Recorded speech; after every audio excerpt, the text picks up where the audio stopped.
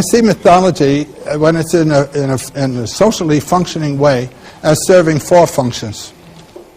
The first function is what I would call the mystical function. Mystical. It opens up a realization of the mystical dimension, that behind the surface phenomenology of the world, there is a transcendent mystery source.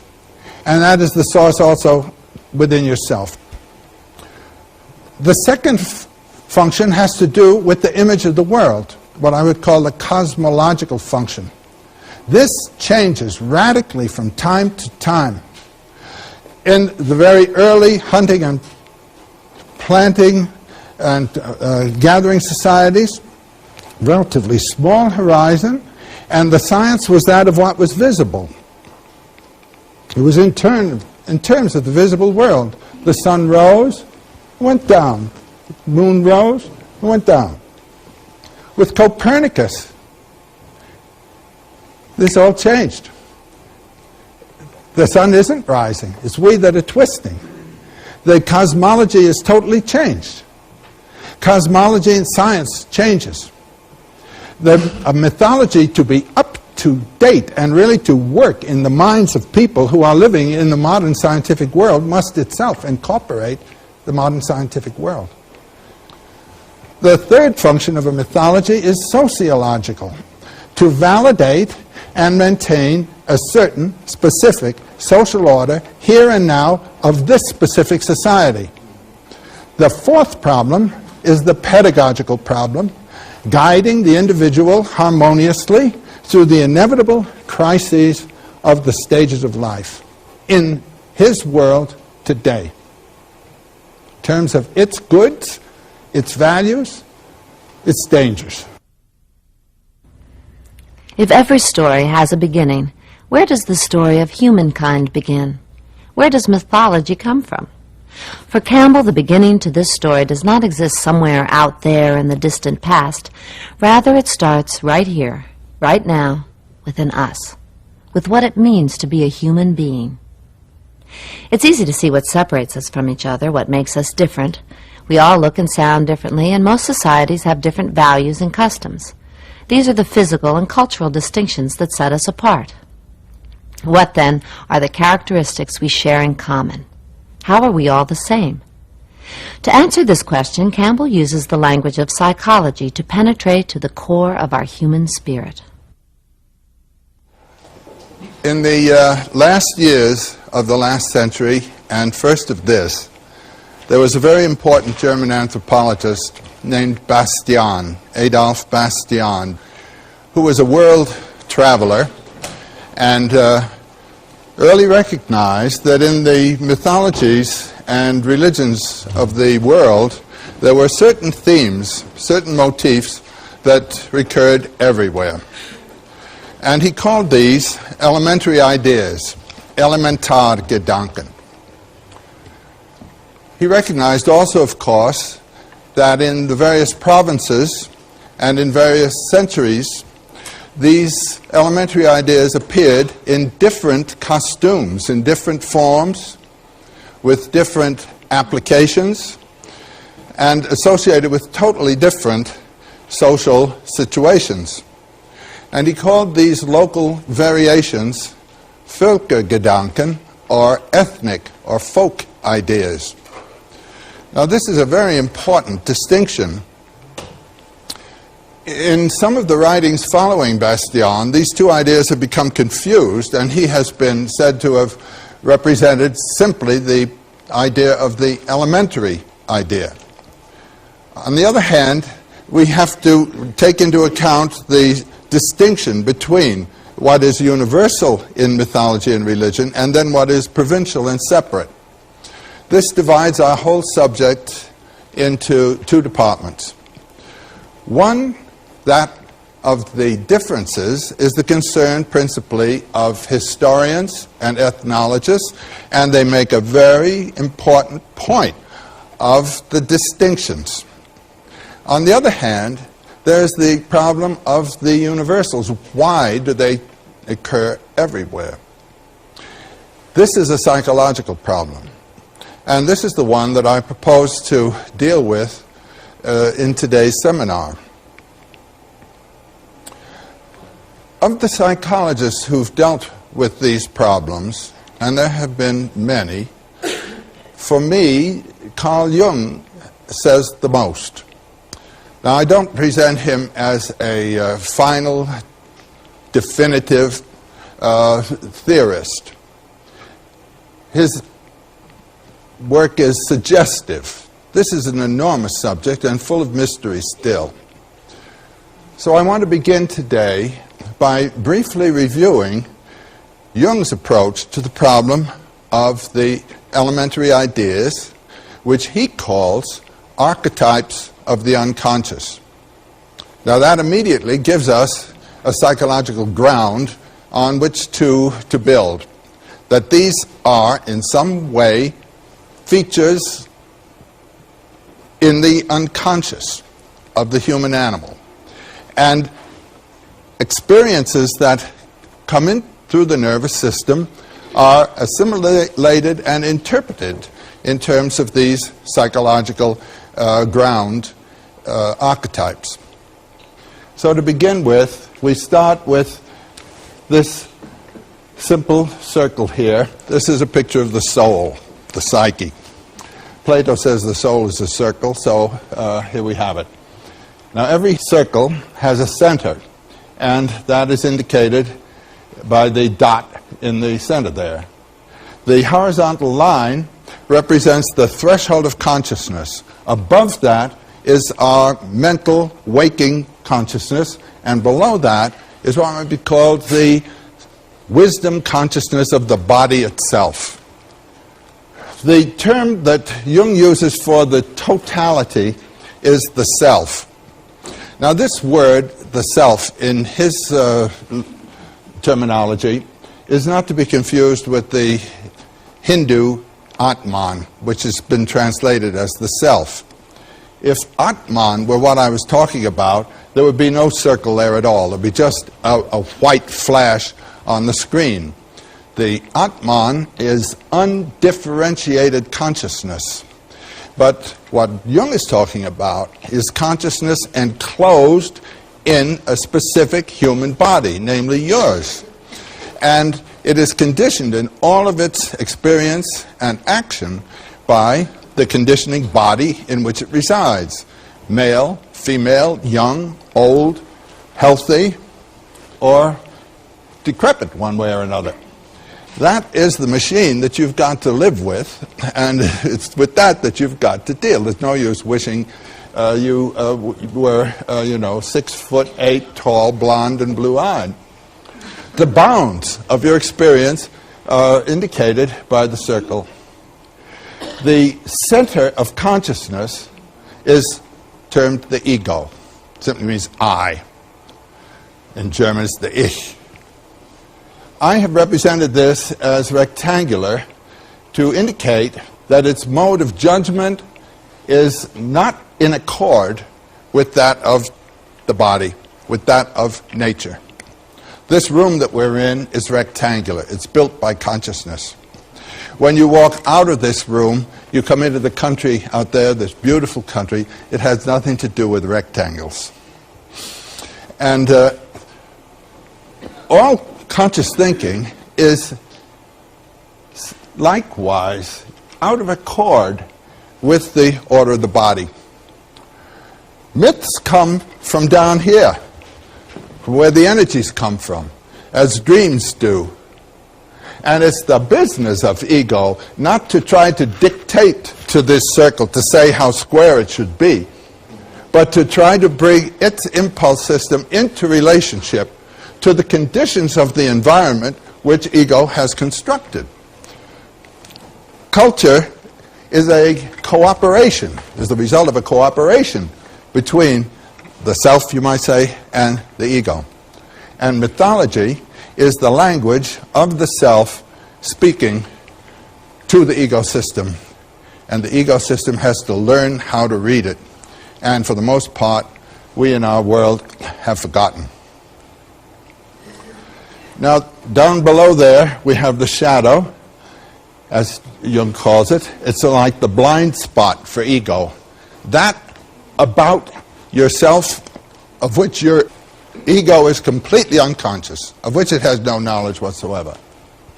I've rendered it in a series of separate strokes. This shadow, in Jung's terminology, corresponds almost precisely to the Freudian unconscious.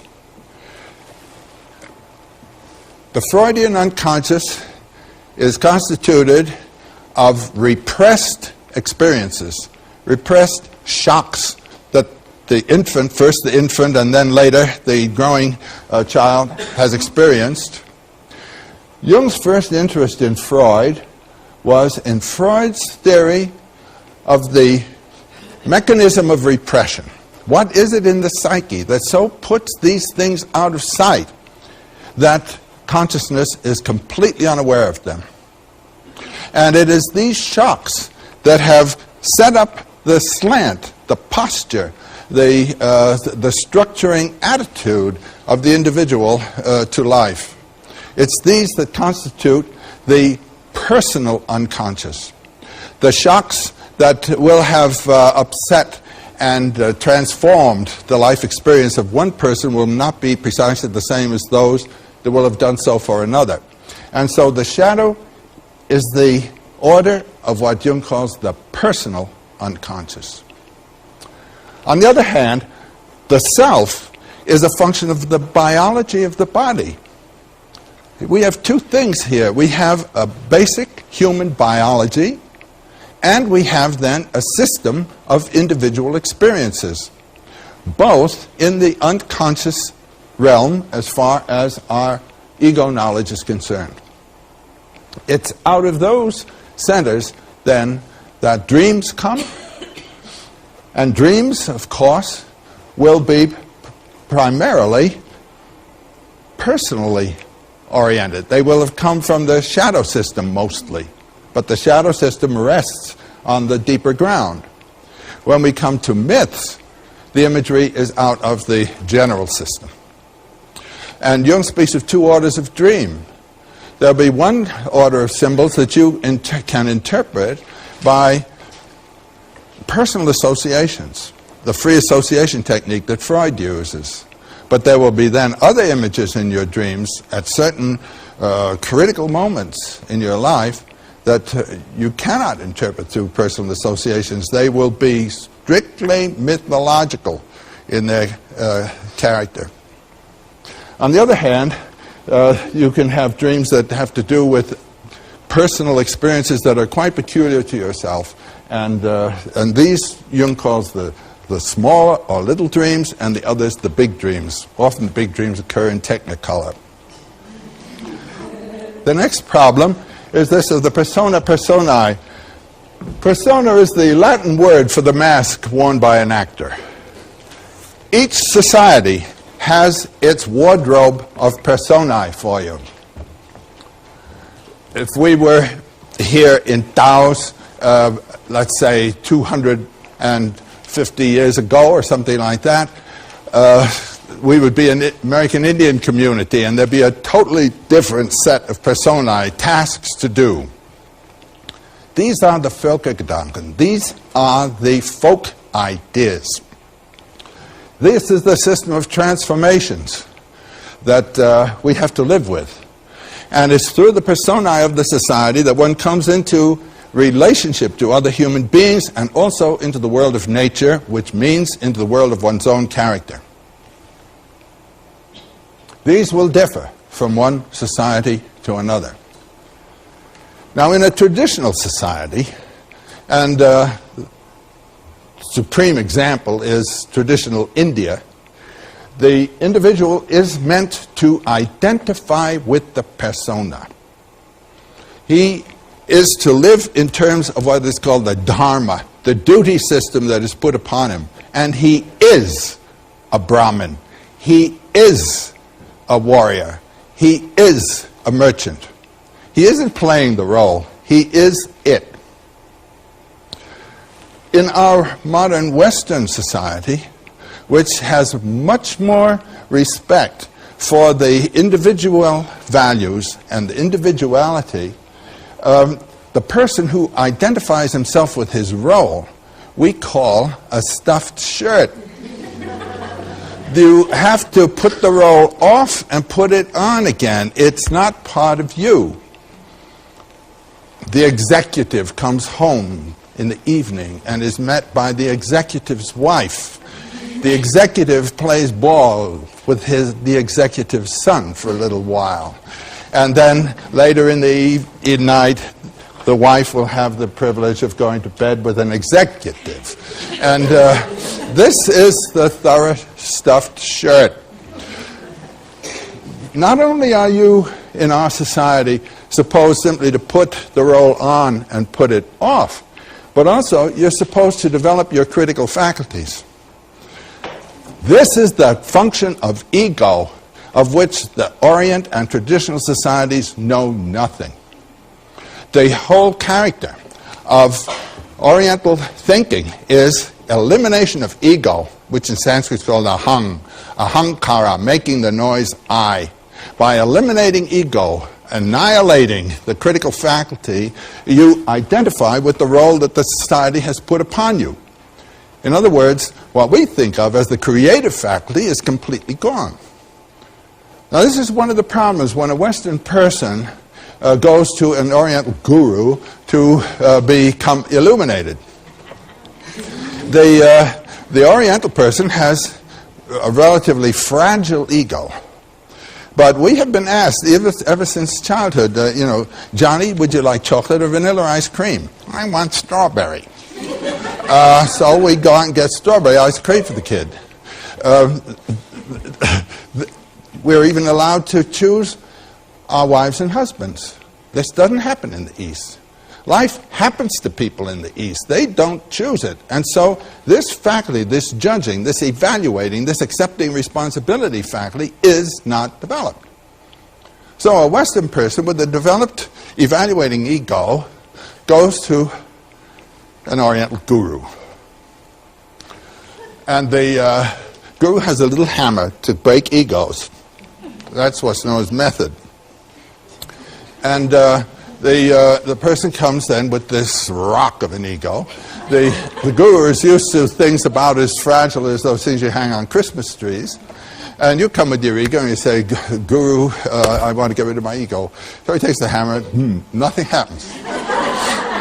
I know people who've had hammers hitting them for 40 years and nothing has happened. And they think it's something wrong with them. And this is psychologically bad news. This is important. You know the word sati? In Sanskrit it's spelled S-A-T-I, long I. That word sati comes from the verb to be. The woman who has thrown herself on her husband's funeral pyre and been burnt up with him has performed her duty as a wife. This is a long, long idea. The two are one. He has died. She has gone down into the death world as Inanna in the Sumerian story goes down to rescue Dumutsi or somebody like that. It's an old story. It's the woman's hero deed, giving up her life to join that with her husband and both achieve immortality through that. We say commit sati.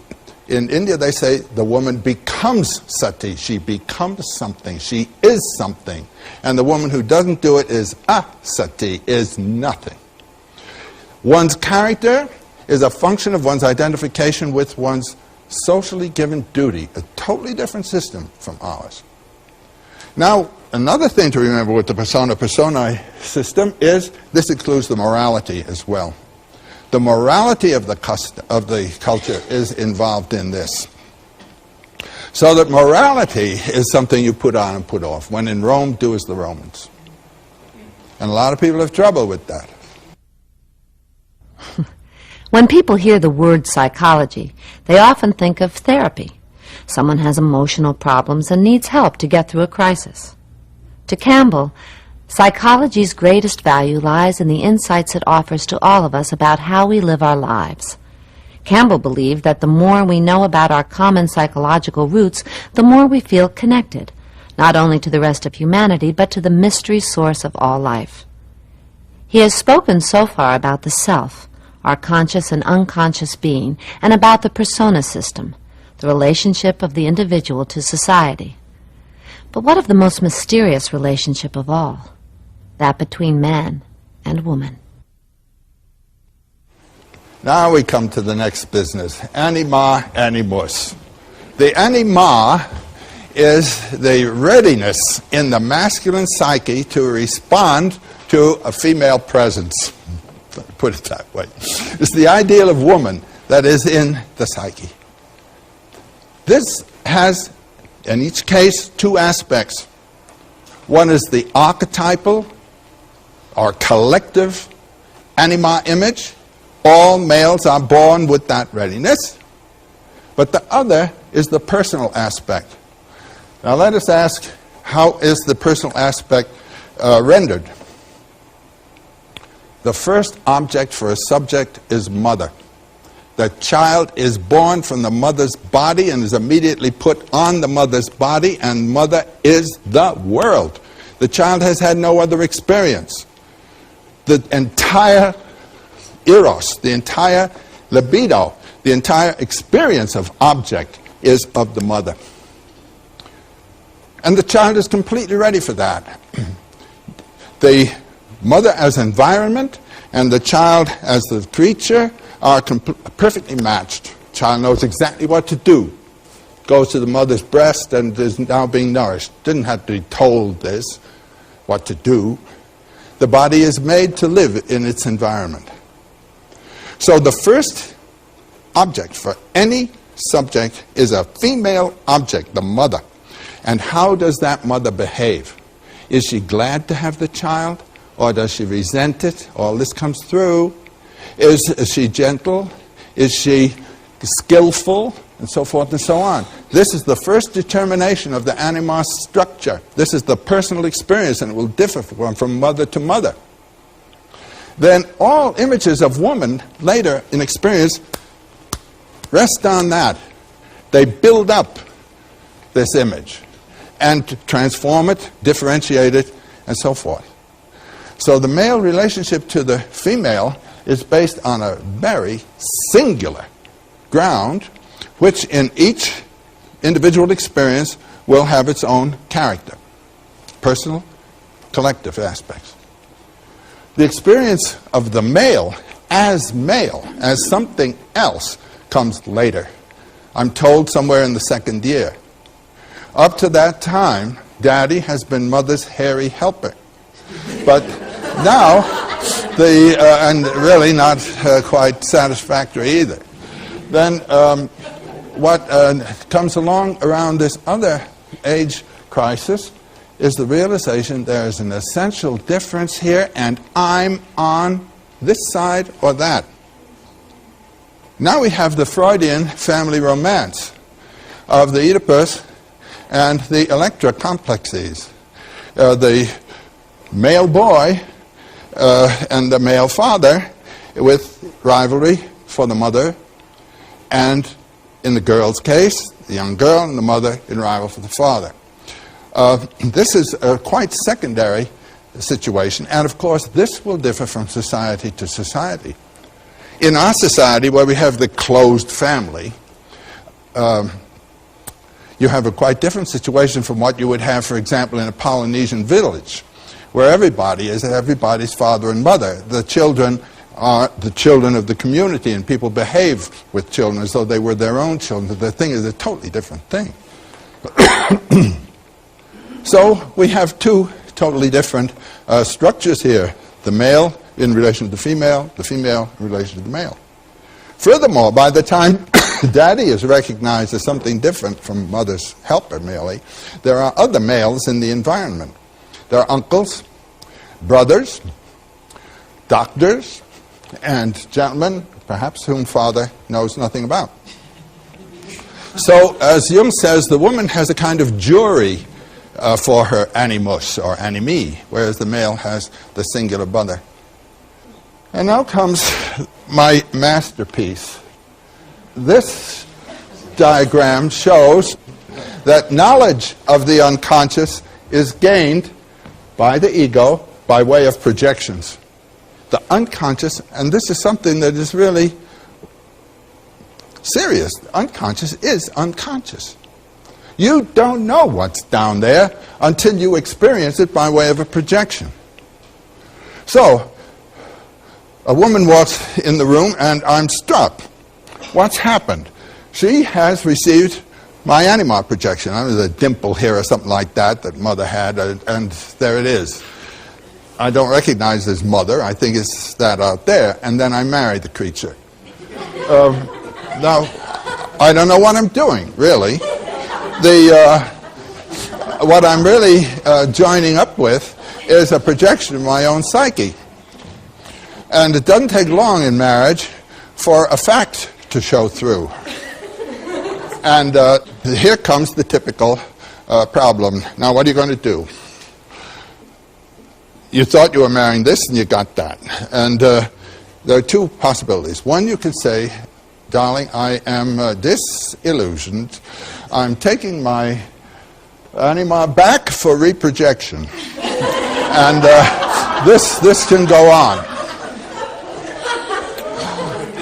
The only alternative is to transform passion into compassion and say, well, dear, all right, I accept the fact.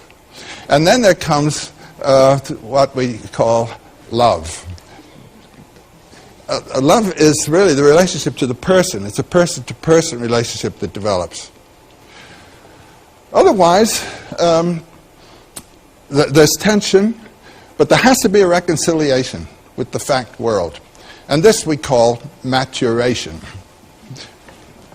Now, I've got up there not only people, but animal and trees. Women frequently identify themselves in their dreams and visions with vegetal forms and so forth. And we can fall in love with the tree, with the plant, projecting into the plant sentiments which belong properly to human beings or animals. I know people who have invested more love in their cats than in their families. These things are inevitables. So what I want to go through today are these projections.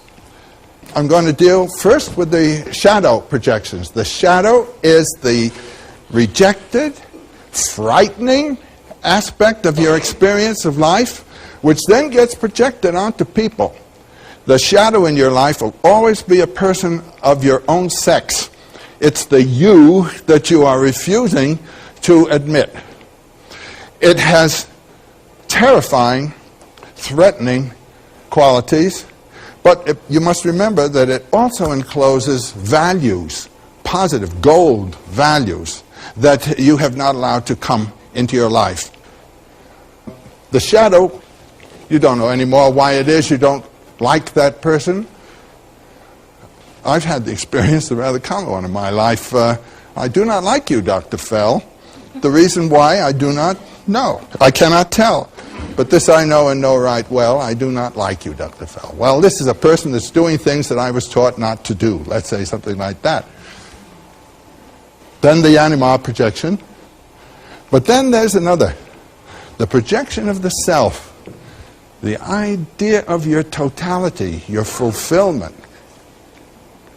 This is a very important matter with respect to education, pedagogy. There's a theory going around now that the character of the teacher doesn't matter so long as the teacher has the information that's necessary. This is all wrong.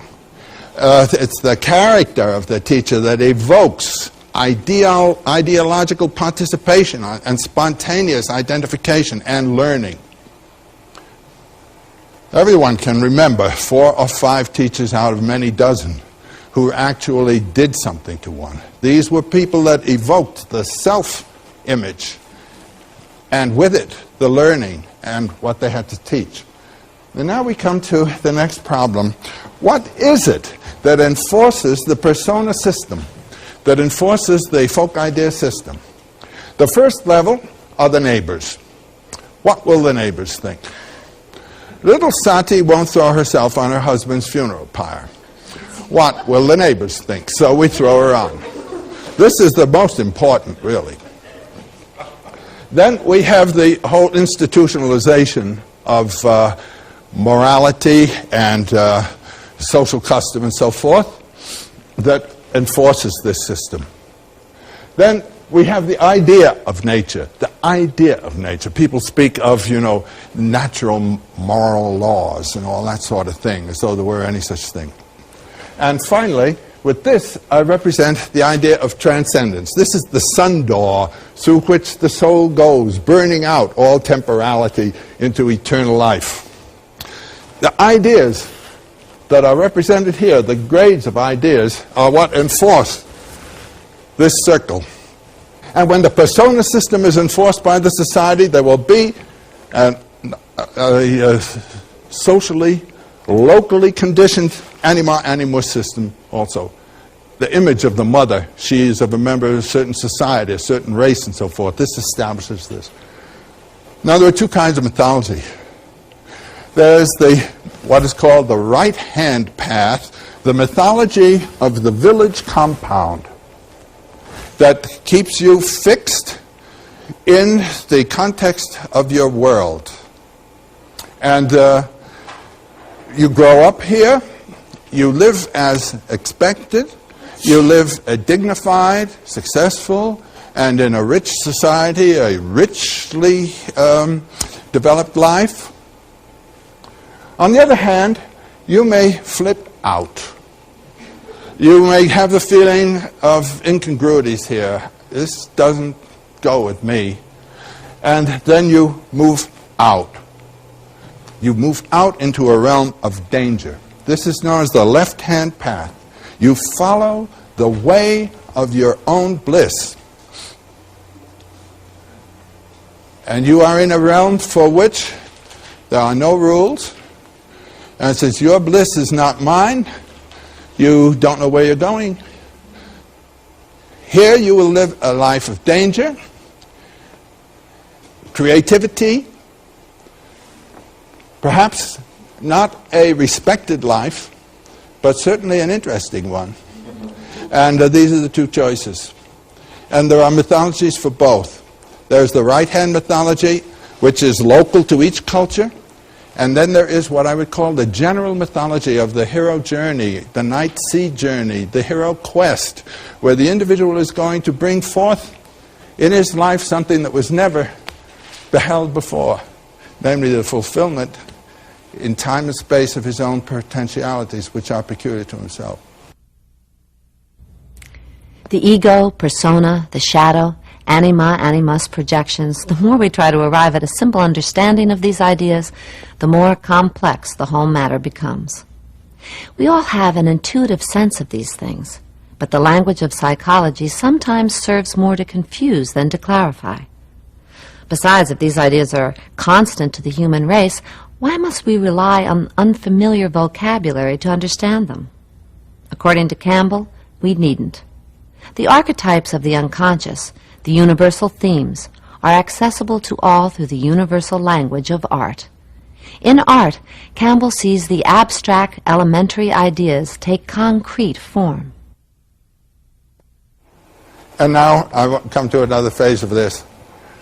Wonderful Dali, in his best period, about 1928, persistence of memory or wet watches.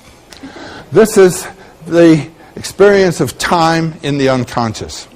We have two systems, the conscious system where time goes tick, tick, tick, and we grow old with it. The other, the unconscious system, who just doesn't know anything about this. And in the late old age, you can have experiences that really are appropriate to much earlier years. And what are you going to do about it? These two systems operating in us. Here's another of his. Dream, inspired by the buzz of a bee around a pomegranate, 1/4 second before waking. This is the pomegranate with the bee. Here is the pomegranate in the dream. The pomegranate is the fruit of the underworld. Psychologically, the unconscious. Out of it come the powers of the underworld. First, the fish that swims in the abyssal waters. Noah did not have to take fish into the ark. The fish is an ever-present power in the abyss of the unconscious. And then the shadow, the threat aspect pouncing at her. Zoom. That's really right out of Freud. Now, here's the story. When the ego becomes uncertain about its moral position, everything in the psyche begins to move. This happens on campuses. Student A finds herself rooming with student B. Student B comes from a family, let's say, that votes Republican.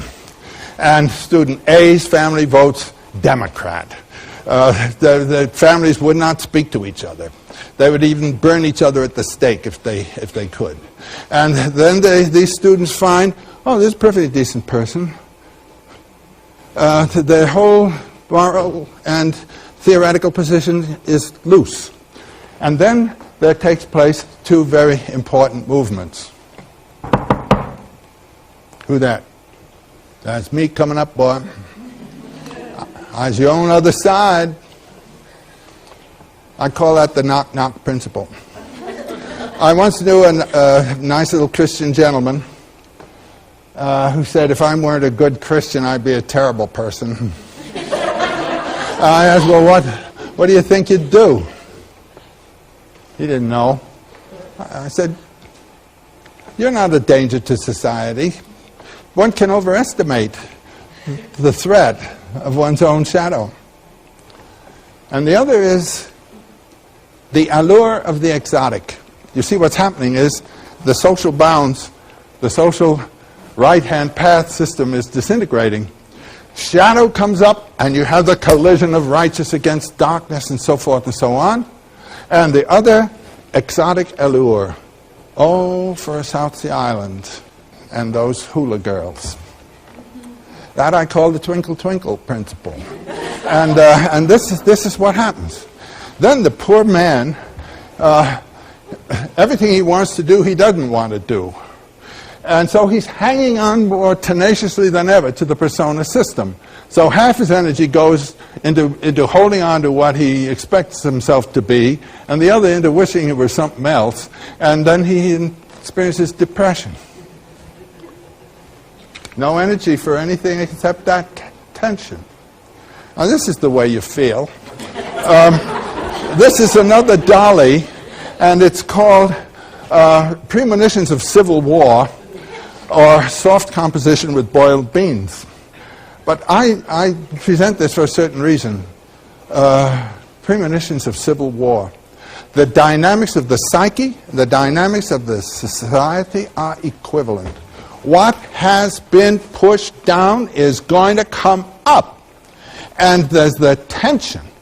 And what we were talking about a few years ago, the explosions of the inner city, is exactly the social counterpart of this coming of the shadow up. It's a function of the organism that has not been recognized and given its position. And always out of that comes an enlargement of consciousness, and there has to be an assimilation of the two. Knock, knock, twinkle, twinkle, transformation of consciousness. One comes up against intolerable decisions time and again, and that means that you have not a moral order that actually takes into account the necessities and actualities of life. The prime example in our biblical tradition of the intolerable decision is that of Abraham, invited by his God to kill his son Isaac. That's an intolerable decision. This is an 18th century painter, Fuseli, an Italian painter, and it's called The Nightmare. This is a whole century before Freud and Jung. Artists knew all these things long ago. It's wonderful to read Thomas Mann's paper on Freud and the future. Somebody invited Thomas Mann to give the talk at the party for Freud's 80th birthday. Well, who would in his right mind would invite an artist to talk about anybody but himself. So what Mann really did was talk about himself. And he said the wonderful thing about Freud was that never having read any of the great romantic philosophers, Nietzsche, Kierkegaard, Schopenhauer, and the rest, he had, out of his own investigations, translated their romantic philosophy into medical language. And then he went on to say, now I, in my work, knew all these things before I ever read Freud's interpretation of dream. And now, of course, you see, doing my Joseph novels, I've moved on to Jung. That was a great talk for Freud's 80th birthday. But here we have it. The artist knew these things. So what's so frightening or terrifying about a horse and a cat? Only what she has projected into the idea, and this is obviously an erotic nightmare of terrifying import. The elementary ideas of Bastian, the psychology of Freud and Jung, the philosophy of Schopenhauer. These are big ideas. Many of us have a surface knowledge of these individuals, yet with Joe we can begin to appreciate the themes common to their work and to the human condition. But these men represent the West. If these ideas are truly universal, what about the rest of the world? What about the East? Some years ago, I was greatly surprised and interested to learn that in India, the same two aspects of mythological and art forms that Bastian had recognized were recognized as well, namely the elementary and the folk aspects. The folk aspect of an artwork or an image is known as deshi, D-E-S with a stroke over it, I.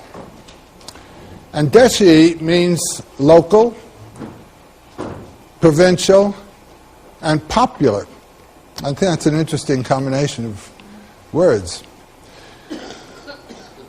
The elementary, however, is designated by a term that I find enormously interesting. It's called marga, M-A-R-G-A, the first A, a long A.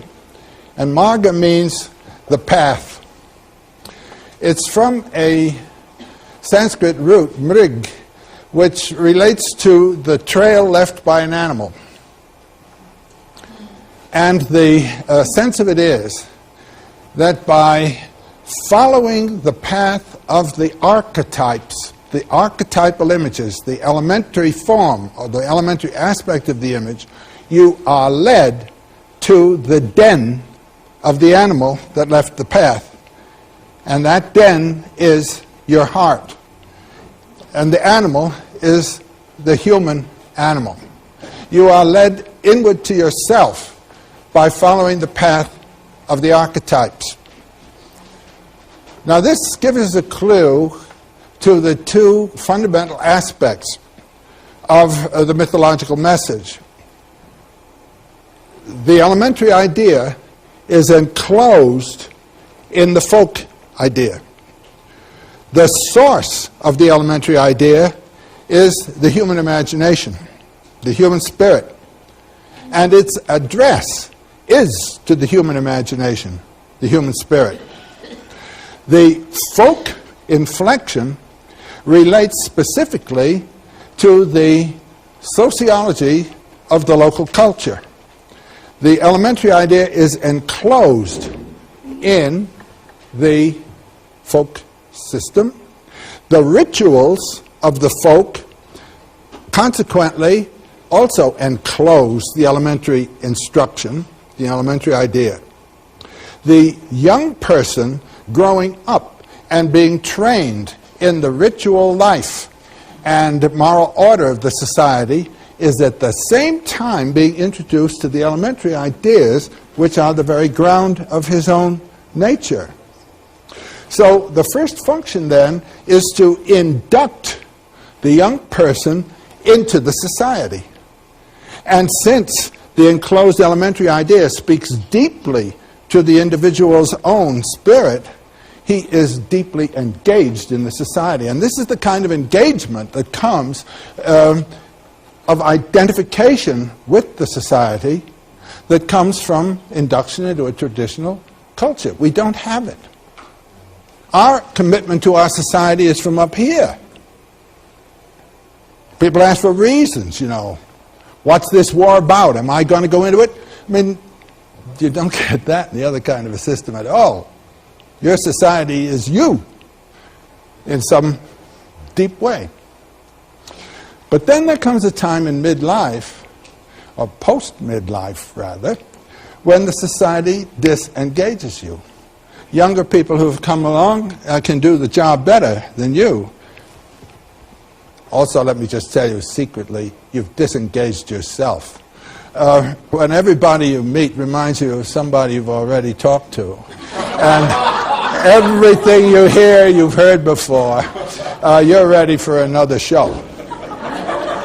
And so, the folk system disengages you, and you disengage yourself. But you've already been introduced through the folk to the elementary ideas, which are the marga, the path that leads you into your own self. First half of life, engagement. Second half, disengagement. First half of life, the folk idea, 𝒸𝓃𝒾𝓃𝒾𝓃. The second half, elementary idea, archetype, the marga. And now, this is exactly Dante's rendition of this whole theme in his very interesting philosophical work, the 𝒸𝓈𝒃𝒾𝒸𝑒𝓇𝑅, or 𝒸𝑒𝑔𝑚, 2 names for it. He gives the first 25 years of life as the years of development. He calls it adolescence or infancy. The human being is in a position of dependency until certainly 12 or 13 or so. And in our culture, when you go through for your PhD, you'll be in a condition of dependency and submission to authority until you're 45, and you may never recover. Some just don't recover, and you can tell by the number of footnotes justifying the assumption of authority is very difficult after the age of 45.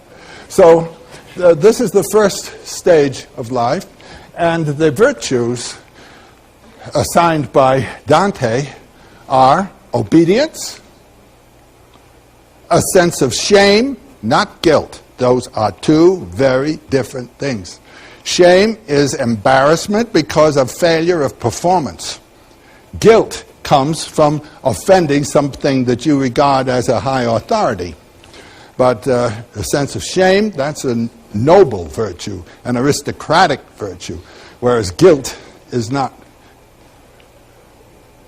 A sense of shame, comeliness of appearance, and sweetness of conduct. To give this to my students in the 60s, I can tell you, was always a pleasure. They illustrated the opposite to all four of these. No sense of shame, no obedience, the most disastrous appearances, and destructive conduct. So that was that. Then we come to 25 to 45, which is the mid of life, maturity, with 35 at the center.